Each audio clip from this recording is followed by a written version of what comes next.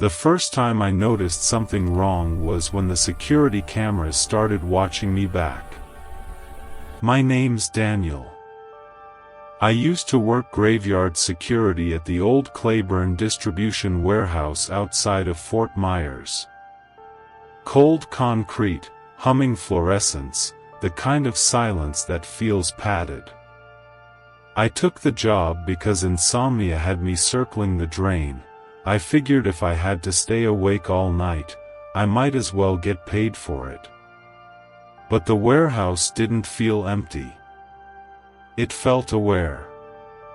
The kind of aware that listens for your heartbeat. Every night began the same, 12 cameras, looping monitors, a thermos of burnt coffee, and my reflection in the glass of the security feeds, tired eyes, shaking hands, skin starting to go gray under the lights.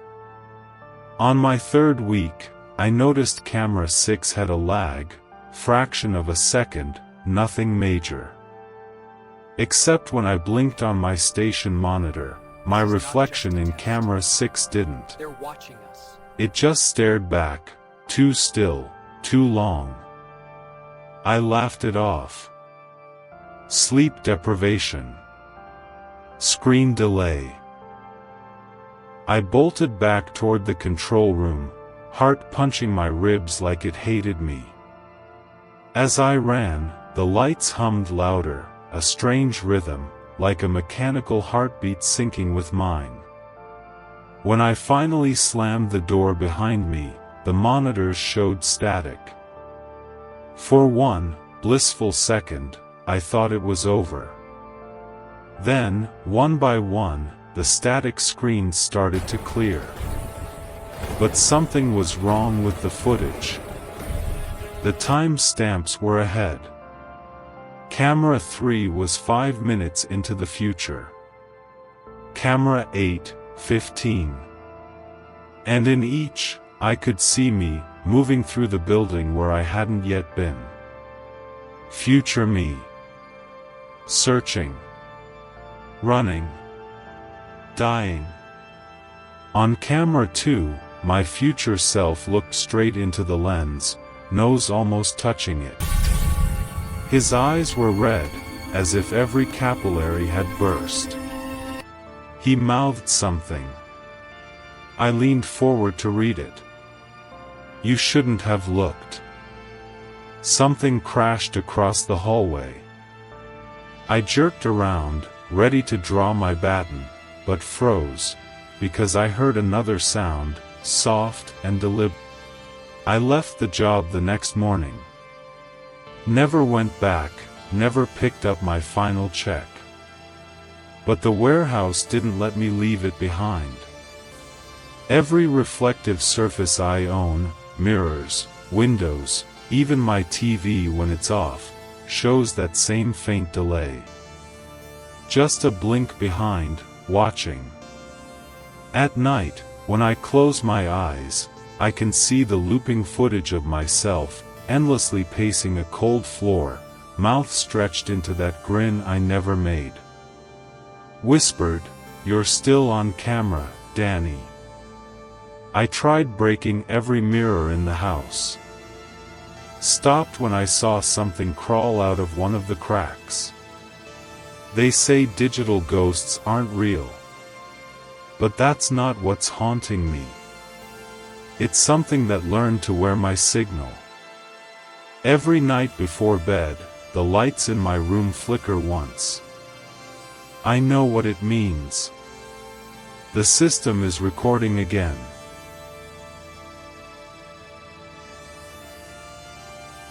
The first time I worked in the basement of the Hartley Medical Facility, the lights hummed a tune I couldn't name. My name's Jameson, 38, night shift guard for a building that doesn't officially exist.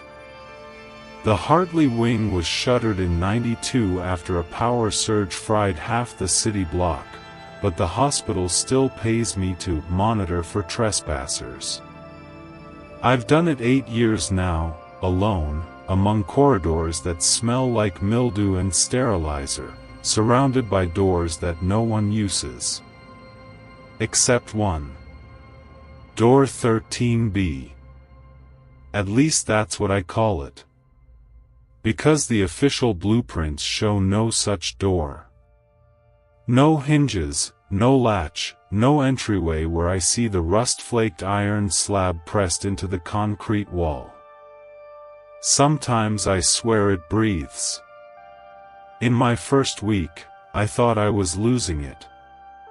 The air would shift pressure every time I passed that section, subtle enough to blame on ventilation.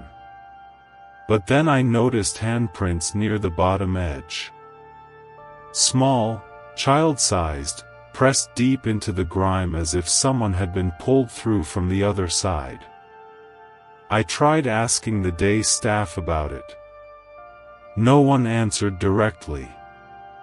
Every time I said door 13B, they'd go quiet. One nurse muttered, "You weren't supposed to see that yet." Yet. That word stuck in my head like a splinter. Night 3, 2:47 a.m., I heard the first knock. 3 taps. Deliberate. Wet. My flashlight beam landed on the door. For a moment, everything looked normal, then a tiny droplet of water rolled out from beneath the threshold. Only it wasn't water. It was red. Thick. Fresh. I radioed the supervisor upstairs. No response. Just static. Stop unlocking what you buried. For 3 nights, the door stayed silent. I tried to convince myself none of it had happened. But guilt has a sound, it hums, just under your heartbeat. And that hum was all I heard now. Through the vents. Through the pipes. Through the silence. By the 4th night, something changed. The door was open. Just a crack. Wide enough to show darkness that didn't behave like darkness. It shimmered, wetly, shifting like water viewed from below.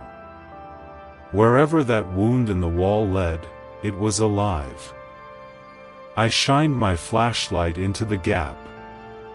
The beam didn't reflect. The dark bent around it, like it was swallowing the light whole. I should have left right then. But something moved out there, something vaguely human-shaped, crawling silently toward the crack from the other side. I slammed the door shut, pressed my weight against it, and felt fingers push from the other side. Soft, skinless, and strong. Then, suddenly, the hall lights exploded. One by one, cascading toward me. Glass, heat, static. And beneath it all, the same Morse tapping. This time faster. Frantic. I lifted my flashlight to the nearest wall, words carved into plaster, hundreds of them, overlapping scars on top of scars. Each one a name. Each one ending with the same 2 words. Still here. I realized some of those names were mine, written over and over in my own handwriting. I don't remember carving them. By dawn, a maintenance team found me unconscious on the basement floor, holding a flashlight lens shattered into my palm. They said there was no door. No markings. No corrosion. No proof. But 2 weeks later, I got an envelope in my locker, no return address. Inside was a security photo, time-stamped the night before I blacked out. It showed me standing in front of door 13B, hand on the latch, smiling.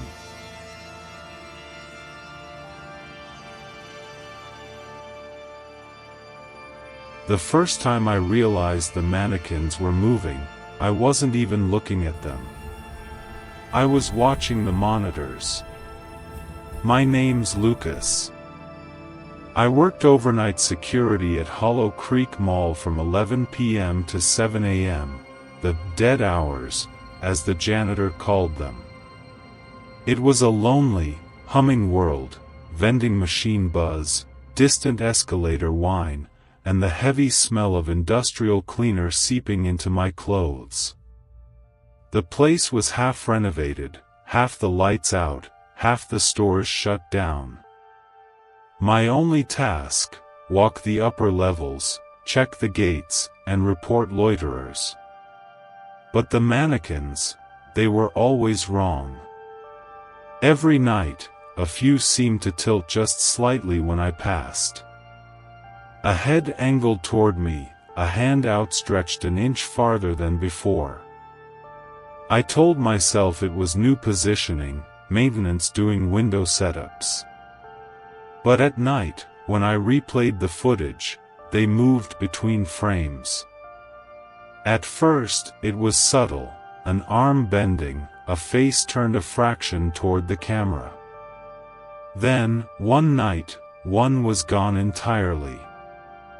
I checked the floor myself, section by section. Nothing. The next morning, it was back. Same mannequin. Same position. Except now its painted eyes were a little too realistic. And its mouth had opened. By the end of week 2, I stopped bringing lunch. After hearing sobbing echo through the A-wing food court, my appetite disappeared. The sound came from the old department store, empty since the fire. Burnt mannequins still stacked in the corner like corpses at a wake. I went in anyway. Because I kept smelling something alive. Not decay. Alive. Sweat, breath, the kind of musk that fills a room after someone's been hiding too long. When my flashlight hit the back wall, something fled out of view. Fast, on all fours. My knees nearly gave out. I radioed back up, no response. Static dissolved into a whisper. Whispered, "Don't let them see you blink." Then, silence. I tried the service exit. Locked.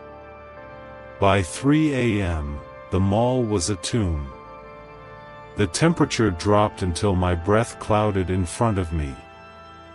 The security lights dimmed, one by one, in perfect sequence, east to west, like something walking the circuit just out of sight. I ran back toward the control booth, but every corridor had stretched. The geometry wasn't right, corners leading to other corners, hallways looping back on themselves. The map in my head was useless. When I reached the second floor, I saw the mannequins again, hundreds of them lining both sides of the walkway. Except this time, I could see that each one had a human eye. Fresh. Wet. Blinking. Some looked familiar. Security footage still played on my tablet, showing me walking up the stairs, except on screen, I wasn't holding the flashlight. I was holding someone's hand. I dropped the tablet, stumbled backward, and heard the sound that will never leave me, plastic torsos creaking as they bent forward, like dry trees in wind.